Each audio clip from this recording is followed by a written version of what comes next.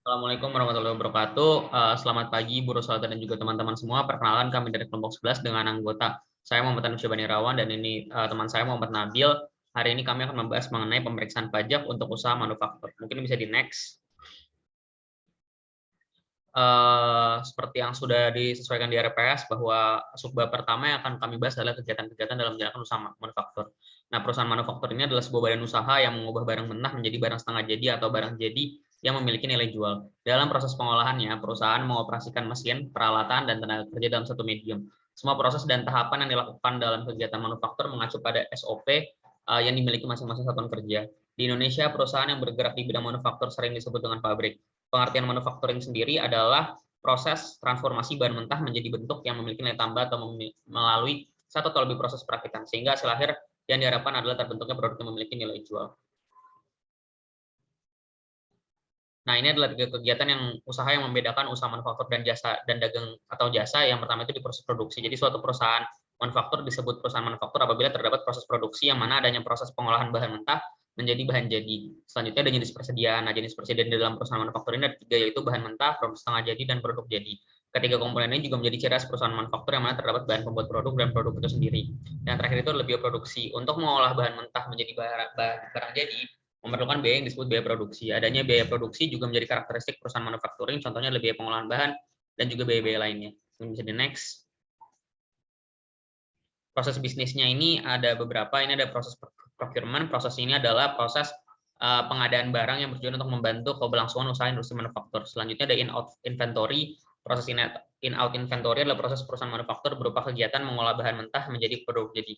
Ingat, proses bisnis yang dilakukan pengolahan bahan mentah menjadi produk siap pakai, otomatis akan terdapat banyak barang atau material yang keluar masuk perusahaan. Nah, itu disebut juga dengan in-out inventory. Kemudian next. Selanjutnya itu adalah proses produksi. Selanjutnya proses produksi adalah proses yang berkaitan dengan penjualan atau marketing produk. Selanjutnya ada administrasi umum. Administrasi umum adalah unsur kebijakan, kontrol hukum, pencatatan, penarikan keputusan dan sebagainya. Dan terakhir ada akuntansi dan keuangan, proses bisnis perusahaan manufaktur yang bertujuan untuk menjaga keuangan perusahaan agar sehat dan juga stabil. Mungkin bisa di next.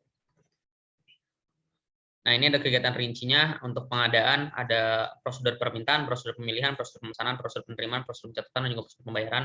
Next. Nah, ini adalah produksinya. Produksi adalah kegiatan pengolahan bahan baku menjadi produk selesai, dan ini selanjutnya ada warehousing.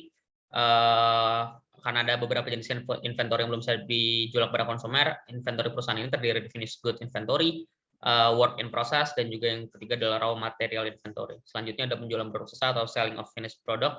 Produk yang sudah laku dijual akan dikeluarkan dari gudang produk selesai untuk dikirim kepada pembeli, dan perusahaan dapat membebani rekening langganan atau pembeli. Next. Nah, ini pajak-pajak yang terkait dengan usaha manufaktur. Jadi pajak perusahaan manufaktur merupakan pajak yang dikenakan atas kegiatan usaha manufaktur yang dilakukan oleh WPBDN. Ciri khas perusahaan manufaktur yaitu adanya proses produksi pada proses bisnis manufaktur. Apabila dari segi perpajakan, aspek pajak perusahaan manufaktur hampir sama dengan perusahaan pada umumnya. Hanya sedikit berbeda pada saat laporan surat pemberitahuan SPT PPh atau badan, di mana saat mengisi lampiran SPT PPHB dan laporan keuangan yang dilaporkan, yaitu pada lampiran 8A strip 1 diisi oleh perusahaan industri manufaktur yang menyelenggarakan pembukuan dalam rupiah, sedangkan 8B strip 1 untuk industri manufaktur yang menyelenggarakan pembukuan dalam bentuk dolar Amerika Serikat. Next. Nah, ini adalah pajak penghasilan pasal 4 ayat 2 atau PPh final. Jadi salah satu hal yang berkaitan dengan perusahaan manufaktur juga berkaitan dengan penghasilan finalnya yang mereka juga bisa dapatkan gitu. Bisa di next. Nah, ini PPh pasal 21 karena ada biaya gaji, berarti ada pegawai di dalamnya. Nah, itu makanya berkaitan PPh pasal 21 dengan usaha manufaktur. Mungkin bisa di next. Oke, mungkin untuk PPh pasal 22 akan dilanjutkan oleh teman saya Muhammad Nabil. Silakan. Baik, selanjutnya itu adalah pajak penghasilan pasal 22. Perusahaan manufaktur sendiri dapat kenakan PPh pasal 22 atas beberapa kondisi. Yang pertama itu perusahaan melakukan impor barang, dan yang kedua perusahaan melakukan penjualan hasil produksi, dan yang ketiga atas pembelian barang yang dilakukan oleh DJPB, bendahara pemerintahan atau BUMN atau BUMD. Oke, selanjutnya itu PPh pasal 23. Pajak penghasilan pasal 3 sendiri adalah pajak yang dipotong oleh pemungut pajak dari wajib pajak saat transaksi yang meliputi transaksi dividen, royalti, bunga, hadiah, dan penghargaan, sewa, dan penghasilan lain yang terkait dengan penggunaan aset selain tanah dan atau bangunan atau jasa. Tarif untuk PPh pasal 23 sendiri dikenakan atas nilai dasar pengenaan pajak atau DPP atau jumlah bruto dari penghasilan. Baik, selanjutnya itu adalah pajak pertambahan nilai atau PPN. PPN sendiri adalah pungutan yang dibebankan atas transaksi jual beli, barang, dan jasa yang dilakukan oleh wajib pajak pribadi atau wajib pajak badan yang telah menjadi perusahaan kena pajak atau PKP.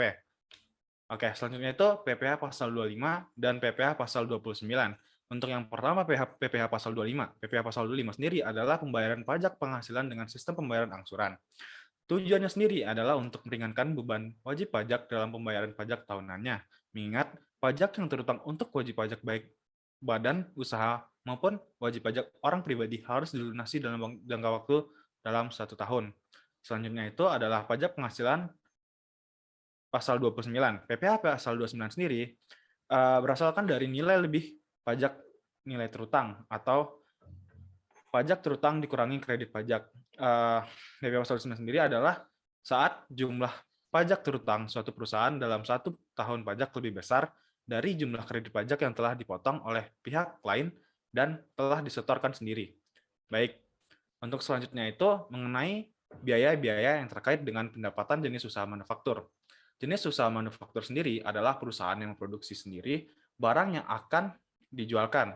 Dalam proses produksi tersebut diperlukan beberapa biaya agar produksi dapat berjalan dengan lancar. Biaya yang muncul tersebut disebut sebagai biaya produksi. Biaya produksi sendiri yang dapat timbul pada perusahaan manufaktur itu ada 3. Yang pertama itu adalah biaya untuk bahan langsung, yang merupakan bahan yang digunakan untuk menjadikan bagian dari produksi tersebut. Biaya bahan langsung dibebankan secara langsung ke satuan hasil yang diproduksi atau ke proses produksi tertentu tanpa melalui alokasi biaya terlebih dahulu. Bahan langsung harus dibedakan dari bahan tak langsung yang digunakan dalam proses produksi tapi tidak menjadi bagian dari proses produksi jadi. Barang-barang yang dibeli perusahaan untuk digunakan dalam proses produksi disebut dengan bahan baku atau raw material. Baik, yang kedua adalah biaya tenaga kerja langsung. Tenaga kerja langsung adalah tenaga kerja yang memiliki kinerja langsung terhadap proses pengolahan barang, baik menggunakan kemampuan secara fisiknya maupun dengan bantuan mesin. Tenaga kerja langsung memperoleh kontrareptasi yang dikategorikan sebagai biaya tenaga kerja langsung. Dan yang terakhir adalah biaya overhead pabrik. Biaya overhead pabrik adalah biaya yang timbul dalam proses pengolahan yang tidak dapat digolongkan dalam biaya bahan baku dan biaya tenaga kerja langsung. Biaya-biaya yang termasuk dalam biaya overhead pabrik antara lain yang pertama itu adalah biaya tenaga kerja tidak langsung seperti upah pengawas, mandor, mekanik, biaya reparasi, dan lain-lain. Dan yang kedua itu biaya bahan penolong, yaitu macam-macam bahan yang digunakan dalam proses pengolahan, tetapi kuantitasnya sangat kecil dan tidak dapat ditelusuri keberadaannya sebagai barang jadi. Dan yang terakhir itu biaya penyusutan gedung pabrik atau biaya penyusutan mesin. Baik, selanjutnya itu kita akan bahas tentang studi kasus dalam usaha manufaktur. Kelompok kami menemukan berita dari Tirto ID tentang DJP dengan judul DJP dalami dugaan penghindaran pajak PT Adaro Energi. Dilansir dari berita Tirto.id menyebutkan bahwa pemerintah melalui Direktorat Jenderal Pajak atau DJP mendalami dugaan penghindaran pajak atau tax avoidance yang dilakukan perusahaan batu bara atau PT Adaro Energi Tbk dengan skema transfer pricing melalui anak perusahaan yang berada di Singapura. Direktur Penyuluhan, Pelayanan dan Humas DJP Hestu Yoga Saksama menyampaikan, dugaan tax avoidance yang muncul berdasarkan laporan Global Witness itu jadi salah satu masukan untuk memastikan wajib pajak badan mematuhi ketentuan yang berlaku. Dikutip pada hari Minggu pada bulan 7 dan 2019, yaitu laporan itu akan kami pelajari dalam konteks pengawasan dan pembinaan wajib pajak tertentu. Tentunya kami juga akan memastikan setiap wajib pajak itu melakukan kewajiban pajaknya sesuai dengan perundang-undangan yang berlaku.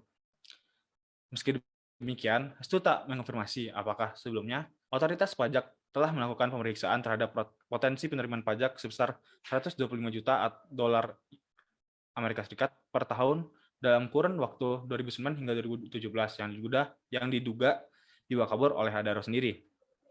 Selanjutnya itu sebab kata dia ada peraturan dalam Undang-Undang Ketentuan Umum Perpajakan atau KUP yang melarang DJP membuka informasi soal pemeriksaan pajak secara spesifik kepada publik. Selanjutnya kami mengacu ke peraturan UU KUP pasal 34 yang melarang kami menyampaikan ke publik mengenai data dan informasi spesifik terkait dengan wajib pajak tertentu. Jelasnya, dalam pasal 41 BLT tersebut, sanksi bagi pejabat DJP yang membocorkan informasi pajak tertentu dengan jelas. Pertama, jika kebocoran terjadi karena ketidaksengajaan, pejabat yang bersangkutan dapat dipidana kurungan waktu penjara paling lama 6 bulan dan atau denda setinggi-tingginya sebesar 1 juta rupiah. Bagi pejabat pajak yang sengaja membocorkan informasi, hukumannya bisa lebih berat, yaitu pidana penjara selama-lamanya 1 tahun dan atau denda setinggi-tingginya sebesar 2 juta rupiah. LSM International Global Witness yang bergerak di isu lingkungan hidup menerbitkan laporan investigasi dengan penggelapan pajak perusahaan Adaro Energi sendiri. Dalam laporan itu, Adaro diindikasikan melarikan pendapatan dan labanya ke luar negeri, sehingga dapat menekan pajak yang dibayarkan kepada pemerintah Indonesia. Menurut Global Witness sendiri, cara ini dilakukan dengan menjual batu bara dengan harga lebih murah ke anak perusahaan Adaro di Singapura. Cold Trade Services Internasional untuk tujuan dijual lagi dengan harga yang lebih tinggi. Melalui perusahaan itu, Global Witness menemukan potensi pembayaran pajak yang lebih rendah dari seharusnya dengan nilai 125 juta dolar Amerika Serikat kepada pemerintah Indonesia. Di samping itu, Global Witness juga menunjukkan peran negara suaka pajak yang memungkinkan ada untuk mengurangi tagihan pajaknya senilai 14 juta dolar Amerika Serikat per tahunnya. Baik, terima kasih atas perhatiannya dan mohon maaf apabila ada kekurangan. Sekian presentasi dari kelompok 11. Assalamualaikum warahmatullahi wabarakatuh.